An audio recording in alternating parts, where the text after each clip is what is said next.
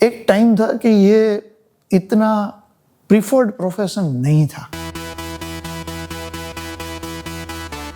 वो अभी मैं 5 साल से पूरा पैराडाइम शिफ्ट देख रहा हूँ।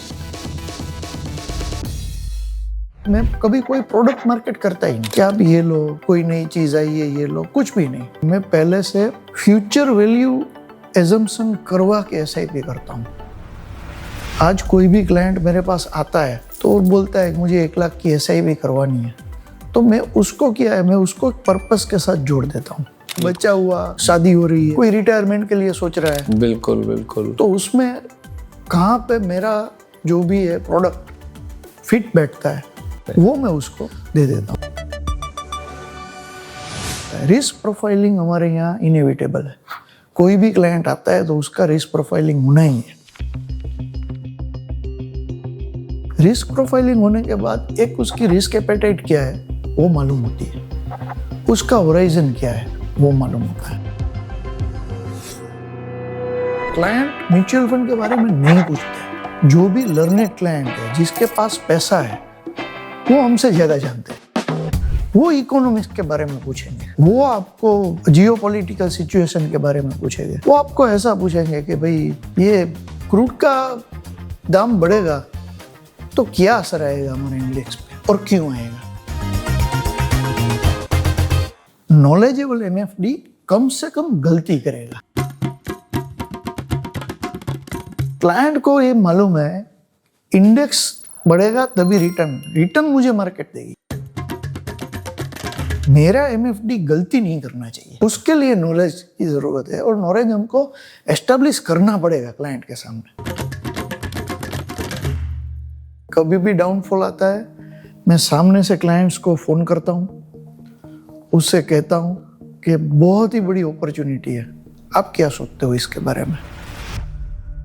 आज मेरी 5.5 करोड़ से ऊपर की एसआईपी बुक है और जितने भी लोगों ने एसआईपी से शुरू किया था, वेल्थ उन्होंने बहुत अच्छी तरीके से क्रिएट की। सबसे बड़े क्लाइंट का 84 के आजू बाजू, हर रोज 5 लोगों को कम से कम मिलना है और ज्यादा से ज्यादा ना सुनना है। सही। एक साल में टीयर 1-2 सिटी में 5 करोड़ का एयूएम हो सकता है। ऑब्जेक्शन हैंडलिंग से जो चीजें मिलती है ना, वो कहीं भी बुक्स पे, कहीं भी वीडियो ब्लॉग्स पे वो नहीं मिलती है। आप सोच नहीं सकते कि एक डिस्ट्रीब्यूटर है, उसको 10-20 हजार करोड़ का एयूएम करना है ना, तो बड़ी बात नहीं रहेगी। वाह।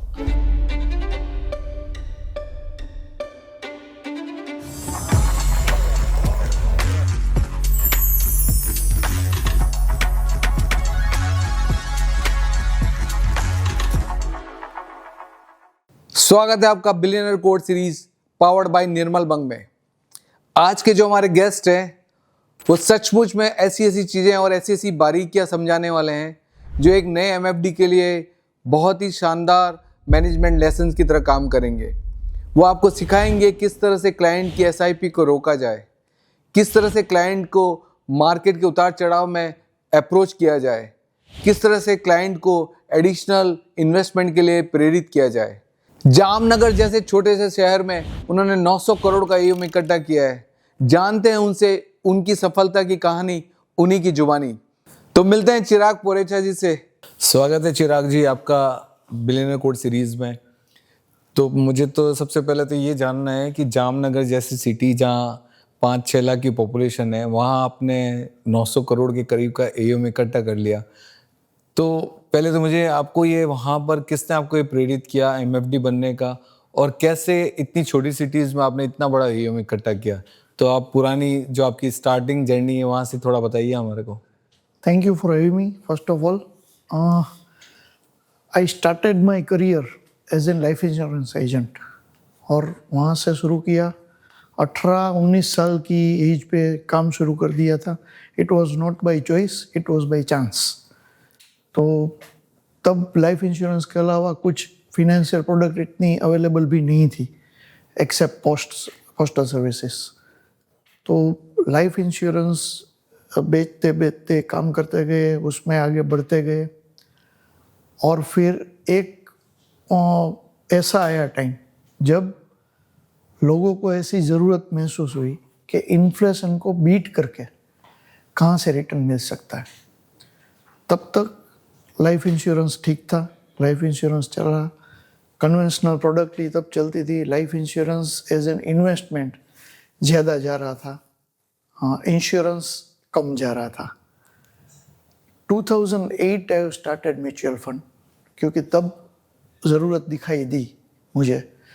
लाइफ इंश्योरेंस में मैंने काफ़ी 28 MDRTs अब तक हो गए, 7 COT, 6 TOT सब अचीवमेंट कर लिया। लेकिन इन्फ्लेशन को बीट करके रिटर्न देने वाली बात है, वो एकदम जहन में बैठ गई। तो फिर म्यूचुअल फंड्स के सब डाटा देखे। 2008 में लगभग आप समझ लो हमारे पास 13-14 साल के एग्जिस्टिंग डाटा आ गए थे पूरी इंडस्ट्री जी। तो तब तक ऐसा तय हो गया था कि नहीं भाई ये प्रूवन चीज़ है, सब्जेक्ट टू आपका इन्वेस्टमेंट होराइजन 5 से या 7 साल से ज़्यादा होना चाहिए। तो 2008 में मैंने म्यूचुअल फंड स्टार्ट किया, फिर 18 में PMS, 20 में जस्ट बिफोर कोविड AIF, तो ऐसे ऐसे बढ़ता गया। तो जैसे 2008 तो बहुत ही मतलब एक तरह से मंदी का दौर था। यस उस पीरियड में आपने चालू किया। तो इनिशियल में तो मतलब आज के दिन में भी हम बोलते हैं इनिशियल में म्यूचुअल फंड में बड़ा डिफिकल्टी है 3-4 साल का। तो आपको इनिशियल में कितना लंबा पीरियड लगा और मतलब उस पीरियड में कैसे आपने मतलब नया चीज करने का सोचा जब मतलब पूरा माहौल एकदम मतलब अंधकार में था या मतलब ऐसा था? मैं शुरू से ऐसा सोच रहा हूँ कि कोई भी करेक्शन आता है, डाउनफॉल आता है, बेयर फेज आता है, तो वो एक अपॉर्चुनिटी है। और 2007 मैंने ऑलरेडी MFI क्लियर कर लिया था। मैंने वेट किया सही टाइम के लिए ताकि मैं सही टाइम पे शुरू कर सकूं, और फॉर्चुनेटली वो टाइम बहुत जल्दी मिल गया मुझे। अभी भी मेरा रवैया ऐसे ही होता है, कभी भी डाउनफॉल आता है मैं सामने से क्लाइंट्स को फ़ोन करता हूँ, उससे कहता हूँ कि बहुत ही बड़ी अपॉर्चुनिटी है, आप क्या सोचते हो इसके बारे में। मैं ऐसा वेट नहीं करता कि वो पैनिक में आके मुझे पूछे। और मैंने ब्रॉडकास्ट लिस्ट बनाया हुआ है पूरा। ब्रॉडकास्ट लिस्ट में जो भी करंट सिनारियो है उस पे मैं डाटा भेजता रहता हूँ। वो लॉजिकल होता है, कन्विंसिंग होता है, उसमें कोई मार्केटिंग नहीं होता, कहीं कोई प्रोडक्ट की बात नहीं होती।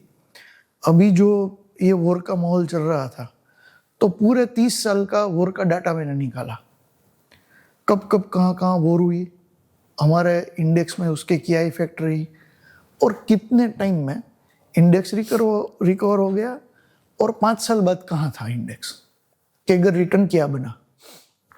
तो पहले वॉर जब शुरू होने वाली थी उससे पहले मैंने जितने भी क्लाइंट है उसको डाटा भेज दिया, और जो भी प्रोस्पेक्ट था कि जहाँ से पैसा निकल सकता था सबको मैंने फ़ोन किया और बोला कि ये डाटा पहले देख लो, उसमें कोई क्वेरी है, क्वेश्चन है, अब मुझे बता दो। तो ये तो मेरे लिए फॉर्चुनेट रहा।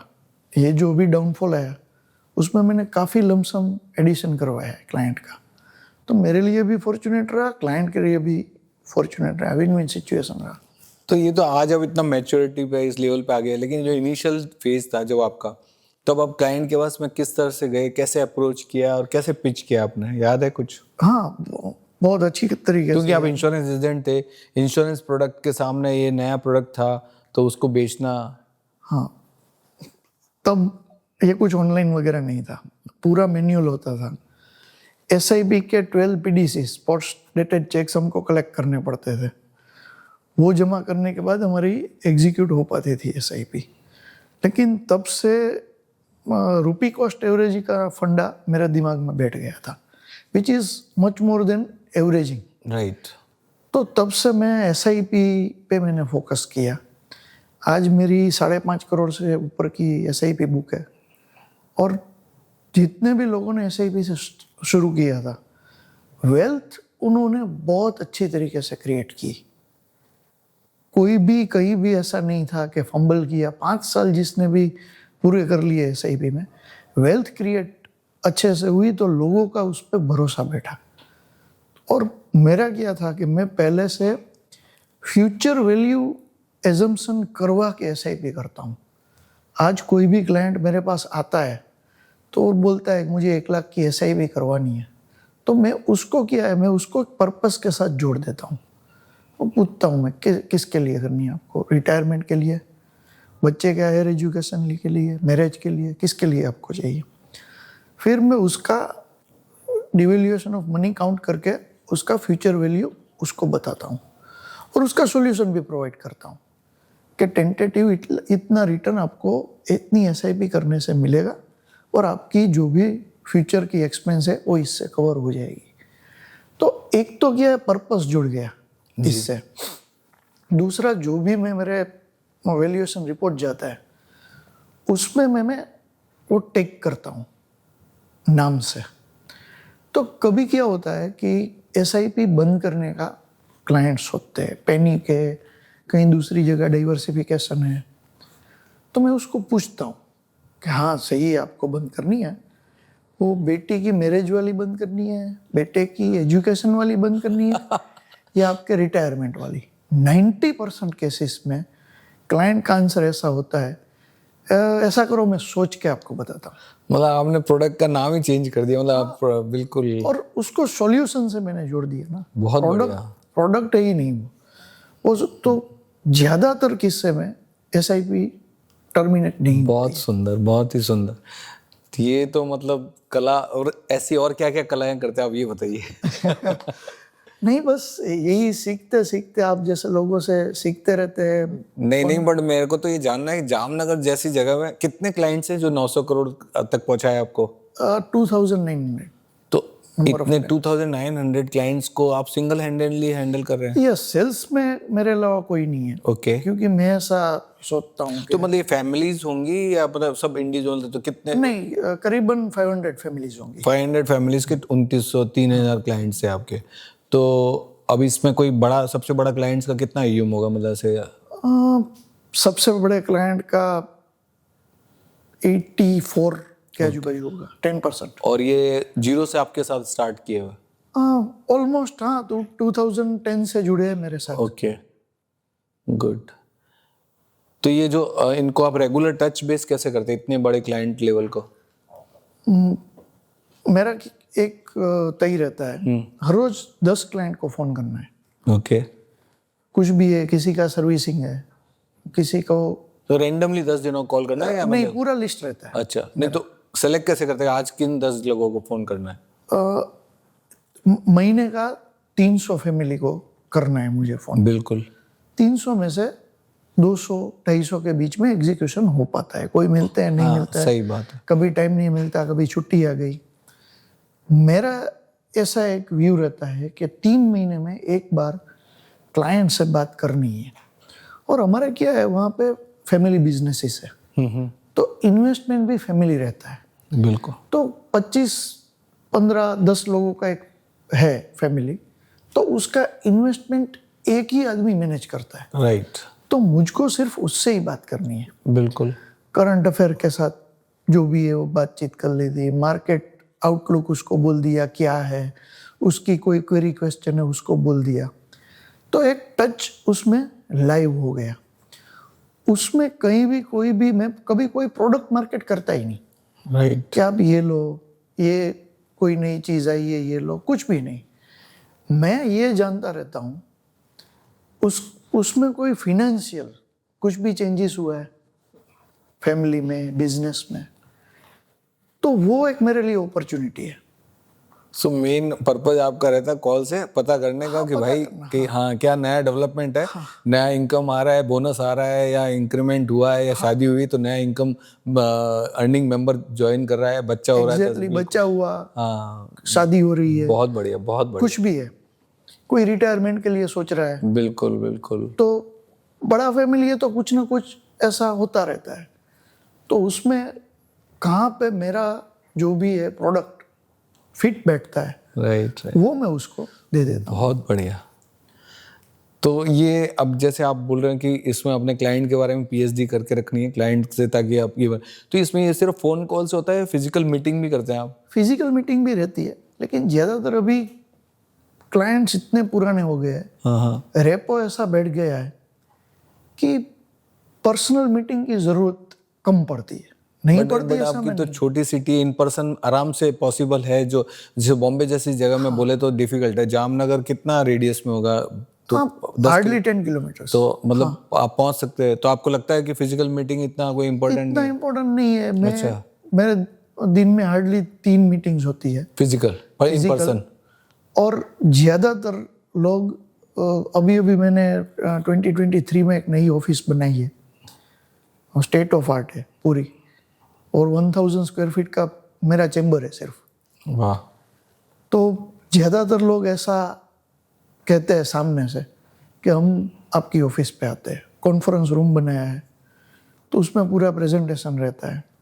साल में एक बार मैं फैमिली के साथ बुलाता हूँ प्रेजेंटेशन रूम में। मतलब सबको एक साथ में या सिंगल एक एक फैमिली? जो भी फैमिली है उसका हेड है, जो अपने फैमिली को बताना चाहता है हाँ। कि हमारा इन्वेस्टमेंट क्या है, कैसा है, या फिर ब्रदर्स, नंबर ऑफ 5 भाई है तो 5 भाइयों को बुलाता हूँ।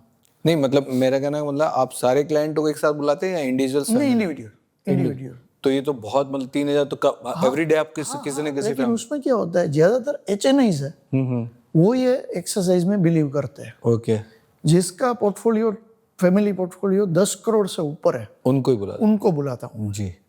और उनको एक्सप्लेन करता हूँ कि क्या हमारा इन्वेस्टमेंट कहाँ पे है अभी, कैसा जा रहा है, कैगर कितना आ रहा है, आगे जाके आपको कोई रिक्वायरमेंट है आपके फैमिली में या बिजनेस में, कोई बड़ी कोई रिक्वायरमेंट है, आप कोई प्रोजेक्ट कर रहे हो तो इसमें से कैसे लिक्विडिटी आपको हासिल हो सकती है। तो एक पैसे की बात जहाँ पे आती है ना, उसको मैं याद आना चाहूँगा। बिल्कुल बिल्कुल। किसी भी तरीके से चिराग भाई, पैसे की बात चाहे लेना हो चाहे देना हो, तो आपने अपनी ब्रांड वैसे बना दी। हाँ, बिल्कुल। एक बार उसको चिराग भाई को याद करना है। तो अब आपने बताया कि एक आपने आर्ट सीख लिया, मतलब कि किस तरह से SIP रोकने का है वो आपने बता दिया कि प्रोडक्ट की जगह गोल का नाम लो। फिर आपने बता दिया कि जब कभी बाजार खराब है तो रोकने का कैसे है, उसके बारे में पहले से ही आप उनको इन्फॉर्म करो। आप ये बताइए, जो एग्जिस्टिंग क्लाइंट है उनसे SIP का इंक्रीमेंट कैसे करवाते हैं, या मतलब वो करवाते ही नहीं है, या किस तरह से, वो क्या अप्रोच है, उसके लिए क्या आर्ट है आपका?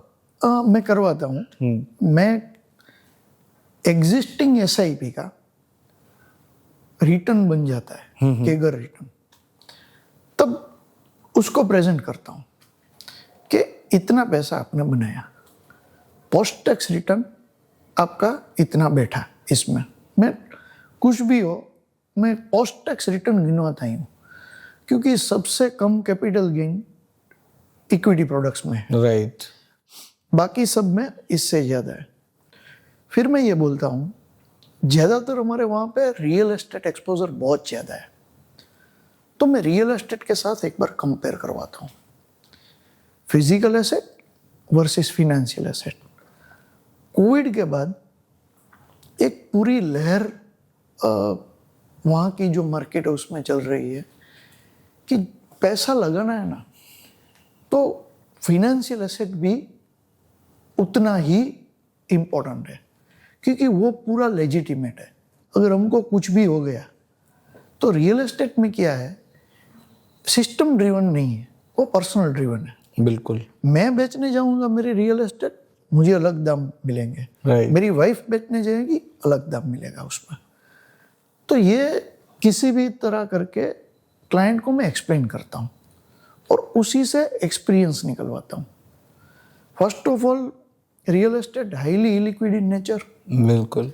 उसका कहीं पे भी, जैसे म्यूचुअल फंड्स में NAV डिक्लेयर होती है, वो आप यहाँ से रिडीम करवाओ, रेगुलराइज है पूरा। रियल एस्टेट कहीं पे भी रेगुलराइज नहीं है।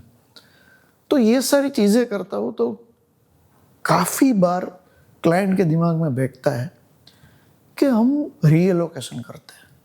तो आपका एडिशनल अमाउंट आया। यस, मैं उसका वैगन व्हील, मैं उसको एक एक्सेल शीट भेजता हूँ, फिगर्स नहीं लेता, कोई देगा भी नहीं, कि आप अपना रियल एस्टेट का फिगर इसमें डालो, करंट वैल्यू, आप फिनेंशियल एसेट का इसमें डालो। फिनेंशियल एसेट का मैं उसको सम अप करके दे देता हूँ कि कुछ भी है, इंश्योरेंस में कितना, पीपीएफ में कितना है, वो सब फिगर्स मेरे पास रहते हैं। तो वो जब वैगन व्हील देखते हैं तो समझ में आता है। नेचुरली, हाँ, तो ऐसा मैंने कहा कि देखो ये तो ऐसी all eggs in one basket theory हो बट गई। लेकिन जैसे आपने बताया ये बात सब सही है, लेकिन जैसे बहुत सारे लोगों के पास में 1 नंबर 2 नंबर, जैसे आप कैश में नहीं है, कैश में जो काम करते हैं, तो फिर उनको कैसे कन्विंस करते हैं मेन लाइन में आने के लिए, मतलब मेन स्ट्रीम में आने के लिए? क्योंकि आप बिल्कुल समझ रहे हैं ना कि जो लोग हैं जो रियल एस्टेट में ज़्यादातर कैश एडजस्ट करने के हिसाब से, तो उनको अभी म्यूचुअल फंड में लाना तो बार बार तो डिमोनेटाइजेशन पॉसिबल नहीं है। डिमोनेटाइजेशन के बाद सिनारियो काफी चेंज हो गया। लोग समझ गए हैं कि जो गवर्नमेंट लीगल टेंडर बैंड कर सकती है वो कुछ भी कर सकती है। राइट। और अभी आपने ये शायद सुना होगा, एक आ गया अमेंडमेंट सीबीडीटी का, 84% पेनल्टी है। आपके घर में से कैश निकला, बिल्कुल, आप उसका कोई भी उसको हिसाब नहीं दे पाए, 84% है, तो ऑलमोस्ट आपका पैसा तो गया। बिल्कुल। तो ज्यादातर लोग अभी उस तरफ जाने की बजाय इस तरफ आना ज्यादा बहुत अच्छी पसंद बात करते है हैं। ये तो, बिल्कुल। तो उसके लिए ये तो आपके लिए आसान है उनको कन्विंस करना कि हाँ, बहुत आसान है। और रीबैलेंसिंग आजकल सब कुछ, हर कोई रीबैलेंसिंग करना चाहता है, बिल्कुल। All eggs in one basket नहीं रखना चाहता है। तो अभी आप जैसे किसी को भी आप जैसे फर्स्ट टाइम एडवाइस कर रहे हैं, इन्वेस्टमेंट वो तैयार भी हो गया, तो आप कौन से प्रोडक्ट में आपने कोई स्पेशलाइजेशन कर रखा है, ये प्रोडक्ट मैं पहले पिच करता हूँ, इसमें मेरी मास्टरी है, से रिटायरमेंट प्लानिंग में आप मास्टर हो, या एसआईपी रिलेटेड है, या कोई गोल बेस है, तो कुछ आपने अपने आप को कन्विंस किया, मतलब कि मैं इस चीज़ के बारे में मैं गारंटी बोलता हूँ, अगर कोई क्लाइंट मेरे पास में इस चीज़ के लिए आएगा तो मैं उसको कन्विंस कर दूंगा, ऐसा आपने बनाया कुछ? नहीं, कोई स्पेशलाइजेशन नहीं है, पूरा नीड बेस है। ओके। पूरा नीड बेस सेल है। क्लाइंट आते सबसे पहले उसका existing investment details, insurance details, वो सब मैं लेता हूँ। उसमें कहीं कोई एसेट एलोकेशन में मुझे ऐसा दिख रहा है ठीक नहीं है तो वो सजेस्ट करता हूँ। फिर रिस्क प्रोफाइलिंग होता है। रिस्क प्रोफाइलिंग हमारे यहाँ इनएविटेबल है, कोई भी क्लाइंट आता है तो उसका रिस्क प्रोफाइलिंग होना ही है। रिस्क प्रोफाइलिंग होने के बाद एक उसकी रिस्क एपेटाइट क्या है वो मालूम होती है, उसका होराइजन क्या है वो मालूम होता है। फिर 7 साल से अगर कम होराइजन है तो मैं उसको इक्विटी प्रोडक्ट सजेस्ट नहीं करता। हाइब्रिड प्रोडक्ट भी अगर 5 साल से कम होराइजन है तो मैं उसको सजेस्ट नहीं करता। और फिर मैं उसका पूरा एक बना के उसको सजेशन एक देता हूँ कि भाई ऐसा ऐसा ऐसा ऐसा मैंने सोचा है, ये अभी मैं आपको दे रहा हूँ, आप इस पे देख लो, फैमिली के साथ बैठ के पूरा देख लो। इंश्योरेंस एडिक्वेट है कि नहीं वो भी मैं देखता हूँ, वरना उसको टर्म इंश्योरेंस सजेस्ट करता हूँ। और ज़्यादातर लोग एक बार पूरा फिनेंशियल जो भी है उसका इन आउट देखने के बाद पूरा रिव्यू करने के लिए राजी हो जाते हैं। बिल्कुल। और वो पूरा मैं करके उसका रिस्क एपेटाइट देख के फिर उसको जो भी है वो मैं प्रोडक्ट सजेस्ट करता हूँ कि भाई ऐसा ऐसा है, आप जो भी है। म्यूचुअल फंड की स्कीम्स हम कभी सजेस्ट नहीं करते, हम क्लाइंट को बताते हैं कि ये है। पूरा एक मॉडल पोर्टफोलियो में बनाता हूँ जिसमें पूरा जितनी भी स्कीम है उसका सब 10 साल तक का रिटर्न, उसका रोलिंग रिटर्न, उसका alpha beta standard deviation surplus सब होता है, उसमें पूरा फैक्ट आ जाता है। तो वो मैं उसको देता हूँ कि आप देख लो आपको क्या करना है, वो सिलेक्ट करके देता है, फिर हमारा एग्जीक्यूशन होता है। लेकिन किसी भी चीज़ के लिए future value is a must. बिल्कुल। कोई भी चीज़ ऐसे नहीं कि चलो 1 लाख का एसआईपी बोल दिया मैंने कर लिया, कि 1 लाख का एसआईपी आपको किस लिए करना है, पर्पस ड्रिवन होना। पर्पस डिफाइन होना चाहिए।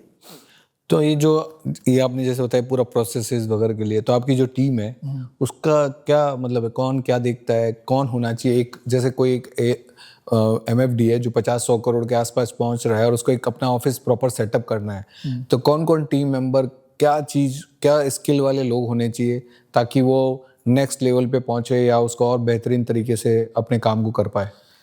मेरा ऑफिस ISO 9001 सर्टिफाइड है। सिर्फ सर्टिफाइड नहीं है, पूरा प्रोसेस मेरा ऑफिस का लिखा हुआ होता है। और कोई स्टाफ जो है वो एक काम नहीं करता। ओके। एवरी 4 मंथ्स पूरा स्टाफ रोटेट होता है। जो म्यूचुअल फंड करता है वो फिर लाइफ इंश्योरेंस देखता है, लाइफ इंश्योरेंस वाला बंदा जो है FD देखता है, FD वाला कॉम्प्लायंस KYC देखता है। तो हर 4 महीने में सब रोटेट होता है, ताकि कोई एक अगर किसी भी वजह से एब्सेंट हो तो मेरा काम नहीं रुकना चाहिए। बिल्कुल। दूसरा, जो भी है पूरा प्रोसेस है वो लिखा हुआ होता है। जो भी चेयर है उसके सामने पूरा प्रोसेस लिखा हुआ है। कोई भी उस चेयर पे बैठेगा 15 दिन में उसको प्रोसेस समझ में आ जाएगा। ओके। तो ISO की वजह से मुझे काफ़ी इजी हो गया है। स्टाफ में कोई एक्स्ट्रा ऑर्डिनरी क्वालिफिकेशन नहीं है। मैं सबको अपने हिसाब से, मेरे काम से हिसाब से ट्रेनिंग कर देता हूँ। कभी कभी AMC में से भी आते हैं, वो भी ट्रेन करते हैं। केम्स में से भी आते हैं, वो भी ट्रेन करते हैं। लेकिन कोई हाई-फाई क्वालिफिकेशन ऐसा कुछ नहीं है। मेरा पूरा फोकस रहता है स्टाफ रिटेंशन पे। मेरा बंदा मुझे छोड़ के जाना नहीं चाहिए। बहुत बढ़िया। और उसके लिए मैं काफ़ी सारी जो है एक्स्ट्रा फैसिलिटीज़ वो अवेल करवाता हूँ। मेरे सारे स्टाफ की SIP रहती है, उसका लाइफ इंश्योरेंस रहता है, उसका टर्म प्लान रहता है, उसको मेडिक्लेम है, उसका फैमिली बेनिफिट्स है, उसका ग्रेच्युटी अलग से जाता है, उसकी SIP में करता हूँ। बहुत बढ़िया। तो जो अभी जैसे आपने बताया कि स्टाफ का तो आप उसकी एजुकेशन के लिए प्लस नॉलेज के लिए ट्रेनिंग कंटिन्यूसली बेसिस पे कराते हैं, तो सेम चीज़ आप क्लाइंट्स के लिए भी कुछ करते हैं, इन्वेस्टर अवेयरनेस प्रोग्राम टाइप के वगैरह? मेरे ज़्यादातर क्लाइंट Tier 3 सिटी के हिसाब से HNA है और मल्टीपल फैमिली मेम्बर्स होते हैं। एक आदमी डिसीजन लेने वाला होता है। तो IAP मेरे लिए सूटेबल नहीं है, क्योंकि एक टाइम पे सब लोगों को टाइम निकाल के इकट्ठा करना वो मेरे लिए पॉसिबल नहीं है। I believe in 1-to-1 education. Okay. कुछ भी है, मैं एजुकेशन बेचता रहता हूँ। कोई भी है, पावर ऑफ कंपाउंडिंग क्या है, हर्ड मेंटालिटी क्या है, पैनिक सिचुएशन क्या है, रोलर कोस्टर राइड क्या है। तो मेरे क्लाइंट ये सब आप नाम बोल दो ना, उस नाम से, हाँ रोलर कोस्टर राइड मतलब ऊपर नीचे हो तो निकलना नहीं है। राइट। वो हर एक क्लाइंट को मालूम है। तो ऐसा करके मैं इंडिविजुअली सबको करता हूँ एजुकेट। और एजुकेट करने के बाद उसका कन्विक्शन जो है वो बहुत बढ़ जाता है मार्केट में। तो अभी जैसे क्लाइंट्स हैं, अब 3000 तो नया जो बढ़ते हैं क्लाइंट, और उसके लिए क्या अटेम्प्ट मारते हैं अपने क्लाइंट्स को एक्वायर करने के लिए? अभी ज़्यादातर मेरे जो क्लाइंट्स हैं वो रेफरेंस से आते हैं। मेरे एग्जिस्टिंग क्लाइंट है वो रेफरेंस देते हैं, सामने से आता है। अभी बहुत साल पुश मार्केटिंग कर लिया। I was in product to sell insurance. अभी मुझे प्रोडक्ट टू बाई लग रहा है और है भी, रिक्वायर्ड भी है, रिक्वायरमेंट भी है, क्योंकि आजकल मार्केट में इन्फ्लेशन को बीट करके रिटर्न देने वाला प्रोडक्ट, राइट, इक्विटी से अच्छा मुझे कुछ दिखाई नहीं देता। सही। तो मैं थोड़ा अभी पुल मार्केटिंग में जाता हूँ। मैं अलग तरीके से मेरा ब्रांडिंग करता हूँ। मैं जामनगर में मेरे होर्डिंग्स लगवाता हूँ। ओके। तो उससे क्या है कि ब्रांडिंग बनता है, इमेज बनती है, लोगों के सामने फेस आता है, और बहुत फ्रेजेस, शॉर्ट फ्रेजेस होता है, SIP question mark, PMS question mark, AIF question mark, बस इतना करके छोड़ना है। अच्छा, बिल्कुल। तो अभी आपको क्या लग रहा है फ्यूचर इस इंडस्ट्री का, और जो नए जो MFDs हैं जो नहीं जुड़े हुए हैं पूरे फुल मतलब तरीके से और पार्ट टाइम कर रहे हैं, उनको आप क्या संदेश देंगे? क्या लग रहा है आपको फ्यूचर? और नए जो बिल्कुल सोच रहे हैं एमएफडी बनने का, उनके लिए आपका क्या संदेश होगा? बहुत ही ब्राइट फ्यूचर है, पोटेंशियल बहुत ही अच्छा है। हमारे यहाँ डोमेस्टिक सेविंग का हार्डली 8% इक्विटी तक पहुँच रहा है। उसमें डायरेक्ट इक्विटी भी इंक्लूड है, म्यूचुअल फंड सब है। डेवलप कंट्री में ये रेशियो 40-50% तक है। तो बहुत अभी गैप है यहाँ पे, स्कोप है। हाँ, हाँ अभी ऑलमोस्ट 55-60% पैसा डोमेस्टिक सेविंग में से फिक्स डिपॉजिट में अभी भी जा रहा है। और काफ़ी यंगस्टर्स भी ऐसे हैं जो एफडी करवा रहे हैं, क्योंकि उसको अवेयरनेस इतनी नहीं है। राइट। तो ये अवेयरनेस एक बार क्रिएट करने के बाद हमारा काम बहुत ईजी हो जाता है कि पूरा जो है रिटर्न्स आप 10 साल 15 साल का एवरेज इंडेक्स का रिटर्न पकड़ के भी किसी को भी दे दो तो बहुत कन्विंसिंग स्टोरी है।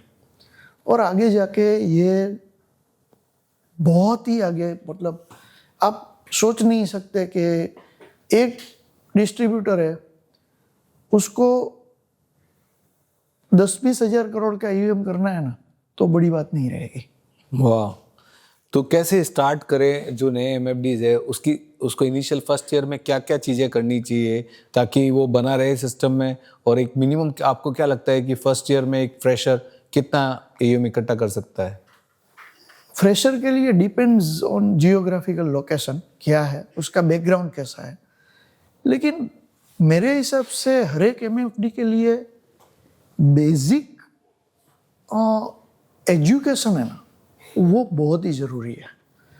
ज़्यादातर लोग ऐसा सोचते हैं कि कुछ भी नहीं किया, सिंपल ग्रेजुएट हो के एमएफडी बन गए, कुछ भी नहीं है चलो एमएफडी बन जाते। ये ऐसा नहीं है प्रोफेशन। आप कभी अपने क्लाइंट को जस्टिफाई नहीं कर पाओगे आगे जाके। मेरे लिए मैं प्रिफर करूँगा, कोई भी यंगस्टर है उसको इस करियर के बारे में अगर सीरियस है, गो फॉर सीएफपी। अगर सीएफपी लेंदी दिख रहा है, एनआईएसएम के बहुत सारे मॉड्यूल्स हैं, आप कोई भी मॉड्यूल्स पकड़ के क्लियर कर लो। आईआईएम के बहुत अच्छे मॉड्यूल्स हैं, वो आप क्लियर कर लो। 3-3 दिन के हैं मॉड्यूल्स, वो आप क्लियर कर लो। बेसिक इकोनॉमिक्स जाने बिना आप इक्विटी जान नहीं सकते। राइट। मेरा ऐसा मानना है।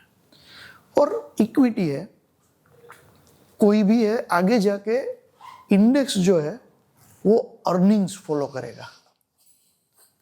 अर्निंग्स समझने के लिए इकोनॉमिक्स बहुत ज़रूरी है। तो ये एक बार बेसिक जो पता चल गया, तो क्लाइंट के लिए अगर कुछ भी डिसीजन लेना है, क्लाइंट को कुछ भी सजेस्ट करना है, बहुत ही अच्छा रहेगा। दूसरे अभी का क्या है, क्लाइंट म्यूचुअल फंड के बारे में नहीं पूछते। राइट। जो भी लर्नेड क्लाइंट है, जिसके पास पैसा है, वो हमसे ज़्यादा जानते हैं। बिल्कुल। वो इकोनॉमिक्स के बारे में पूछेंगे, वो आपको जियो पॉलिटिकल सिचुएशन के बारे में पूछेंगे, वो आपको ऐसा पूछेंगे कि भाई ये क्रूड का दाम बढ़ेगा तो क्या असर आएगा हमारे इंडेक्स पे और क्यों आएगा। काफ़ी क्लाइंट्स ऐसे हैं जो हमारा नॉलेज है उसको मेजर करेंगे। बिल्कुल। और उसको नॉलेजेबल आदमी को ही पैसा देना है। सही बात। मार्केट में रिटर्न कोई एमएफडी बना के देगा नहीं। नॉलेजेबल एमएफडी कम से कम गलती करेगा। बिल्कुल। क्लाइंट को ये मालूम है इंडेक्स बढ़ेगा तभी रिटर्न मुझे मार्केट देगी। मेरा एमएफडी गलती नहीं करना चाहिए। बराबर, सही बात। उसके लिए नॉलेज की ज़रूरत है, और नॉलेज हमको एस्टेब्लिश करना पड़ेगा क्लाइंट के सामने कि हाँ हम इतना जानते हैं करके। तो इसके लिए इकोनॉमिक्स का बेसिक सेंस होना बहुत ज़रूरी है मेरे हिसाब से। और दूसरा, वो कितना ईएम कर सकता है एक साल में अंदाज से? एक साल में अगर टीयर 1-2 सिटी में है तो 5 करोड़ का एयूएम हो सकता है। बिल्कुल। कुछ भी नहीं है। बेसिक उसको है कि हर रोज 5 लोगों को कम से कम मिलना है। बिल्कुल। और ज़्यादा से ज़्यादा ना सुनना है। सही। क्योंकि जो ऑब्जेक्शन हैंडलिंग से जो चीज़ें मिलती है ना, वो कहीं भी बुक्स पे, कहीं भी वीडियो ब्लॉग्स पे वो नहीं मिलती है। बहुत बढ़िया, बहुत अच्छा लगा आपसे बात करके, और आपने जेन्युइनली जो चीज़ें होती है उसके बारे में इतनी बारीकियों से और इतने सरलता से बताया है। मुझे लगता है अगर कोई इस एपिसोड को देखेगा, वो मोटिवेशन के अलावा उसको बहुत सारी दिक्कतों का सामना नहीं करना पड़ेगा अगर इसको फॉलो करता है तो। बहुत अच्छा लगा। और अगर आपको इस सीरीज़ के बारे में, बिलियनर कोड सीरीज़ जो हमारा अटेम्प्ट है उसके बारे में अगर आपको कुछ कहना है तो। जरूर मैं कहूँगा, बहुत ही need of hour, I will say. ऐसे हम एक टाइम जोन में हैं जहाँ पे एमएफडी को कोई इंडस्ट्री की तरह लेता, म्यूचुअल फंड डिस्ट्रीब्यूशन को इंडस्ट्री की तरह लेना चाहिए। इस पे इतनी अपॉर्चुनिटीज है, अगर आप सीरियसली इस प्रोफेशन में जाओ तो उसमें आप एक इंडस्ट्री की तरह काम कर सकते हो और इंडस्ट्री की तरह रेवेन्यू भी जनरेट कर सकते हो। हमारे काफ़ी सारे म्यूचुअल फंड डिस्ट्रीब्यूटर्स है, उसकी रेवेन्यू रिमार्केबल है, आज भी अच्छे से अच्छे काम भी कर रहे हैं और अच्छे से अच्छा सोशल स्टेटस भी है। और पिछले 3-4 सालों से मैं देख रहा हूँ काफ़ी लोग मेरे पास आ रहे हैं इलाइट क्लास में से, डॉक्टर्स के, इंजीनियर्स के, चार्टर अकाउंटेंट्स के सक्सेसर है, वो मेरे पास आ रहे हैं और पूछ रहे हैं कि हमको आप जैसा बनना है, हमको आपके प्रोफेशन में आना है, तो क्या करना होता है, इसमें क्या क्वालिफिकेशन लेना होता है। मतलब एक टाइम था कि ये इतना प्रिफर्ड प्रोफेशन नहीं था। बिल्कुल, वो अभी मैं 5 साल से पूरा पैराडाइम शिफ्ट देख रहा हूँ। बहुत बढ़िया। इतनी हाई नोट पे हम बंद कर रहे हैं, मुझे अच्छा लग रहा है बहुत, और आपसे बात करके बहुत अच्छा लगा। और इस इंडस्ट्री का फ्यूचर सचमुच में बहुत ही ब्राइट है, और आपके जैसे लोग जो सिखाने के लिए तैयार है लोगों को, बहुत अच्छा लग रहा है। थैंक यू वेरी मच, आपने टाइम निकाला और जामनगर से आप आए, बहुत बढ़िया लगा। Thank you very much.